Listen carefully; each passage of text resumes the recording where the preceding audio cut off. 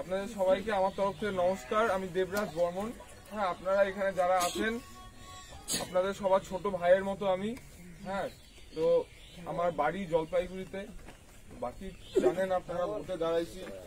হ্যাঁ, পার্টি ভোটে দাঁড় করাইছে। এবার হচ্ছে লাল পার্টি।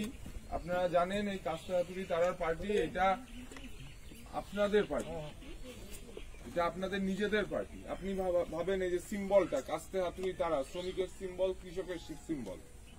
তো আমরা বদ্ধপরিকর, আমাদের আপনাদের প্রতি আমাদের দায়িত্ব, এই পার্টির দায়িত্ব আপনাদের প্রতি। আপনারা হচ্ছে আমাদের নিজের লোক, একেবারে আপন লোক, এই শ্রমিকরা, কৃষকরা।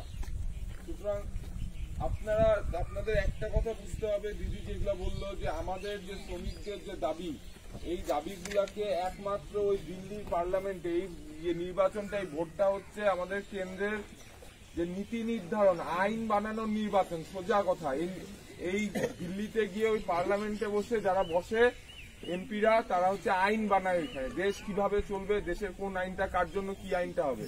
আমরা 100 দিনের কাজের আইন করতে পারছিলাম। হ্যাঁ, আমরা ওরকম এবার বলছি, আমরা আমাদের যেটা দরকার, আপনাদের যে দাবি ন্যূনতম মজুরি, সেই মজুরিটাকে আইন করে আনতে হবে। সেই মজুরিটাকে যে আইন করে আনা যায়, তাহলে মালিক যেই থাকুক, যেই সরকারি থাকুক, ন্যূনতম মজুরির আইন মানে আপনাদের অধিকারটা আইনের স্বীকৃতি পায় গেল। এবং এই কথাটা একমাত্র আপনারাও জানেন, শ্রমিকের হয়ে কথা শুধু এই লাল পার্টি বলে। তো এই জন্যই আপনাদের সবার কাছে অনুরোধ যে আপনারা 19 তারিখ এই লাল কাস্তে হাতুড়ি তারায় ভোট দেবেন। এবং আমাদেরকে আপনাদের ভোটটা হচ্ছে আমাদের হাতিয়ার। আপনাদের হাতিয়ারটাকে আমরা সঙ্গে নিয়ে যাব ওই দিল্লির পার্লামেন্টে। সেইখানে আপনাদের যে দাবিগুলো আছে, সেই দাবিগুলা নিয়ে আমরা হচ্ছে ওইখানে আন্দোলন, লড়াই যা করতে হয়, আমরা মাঠে যেরকম লড়াই করতেছি, রাস্তায় লড়াই করতেছি। এবার যদি ওই দিল্লিতে যাইতে পারি, তাহলে ওই পার্লামেন্টের ভিতরে, যেই ঘরটার ভিতরে দেশের আইন তৈরি হয়, সেই ঘরটার ভিতরে আপনাদের হয়ে আমরা লড়াই করতে পারবো।